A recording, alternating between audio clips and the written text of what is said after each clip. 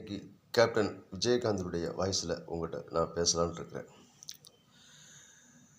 தமிழ்நாட்டில் இன்னைக்கு ஜாதியை சொல்லி மதத்தை சொல்லி மக்களை ஏமாற்றி கோடி கோடியாக சம்பாதிச்சு மக்களுடைய வரி பணத்தை செய்ய முடியாத அரசியல்வாதிக்கு இருந்துக்கிட்டு தான் இருக்காங்க. ஆனால் படிக்கின்ற மாணவ செல்வங்களுடைய கல்வித்தர உயர்ந்திருக்கா? இல்லை. வேலை வாய்ப்பு உயர்ந்திருக்கா? இல்லை. மக்களுடைய விவசாயிக்கு நல்ல விலை கிடைச்சிருக்கா? இல்லை.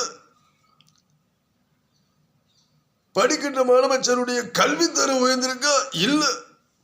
எதுவுமே இல்லை இல்லை இல்லை என்ற நிலைமை தான் இருக்கு தவிர மக்களுடைய வாழ்வாதாரம் உயரல.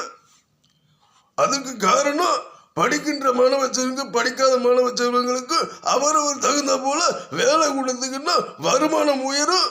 வருமானம் உயர்ந்தா வாழ்வாதாரம் உயரும். வாழ்வாதாரம் உயர்ந்தா நிச்சயமா மொத்த வருமானம் பெருகும். இந்த மொத்த வருமானம் பெருகுன்னா நாட்டு வருமானம் பெருகு. நாட்டு வருமானம் பெருகுன்னா தேசிய வருமானம். இதைத்தான் நான் சொல்கிறேன். படிக்காத மாணவர்களுக்கு அவரவர் தகுந்த போல வேலை கொடுப்பது நமது கடமை என்பதை இந்த நேரத்தில் நான் தெரியப்படுத்திக் கொள்கிறேன். நன்றி, வணக்கம்.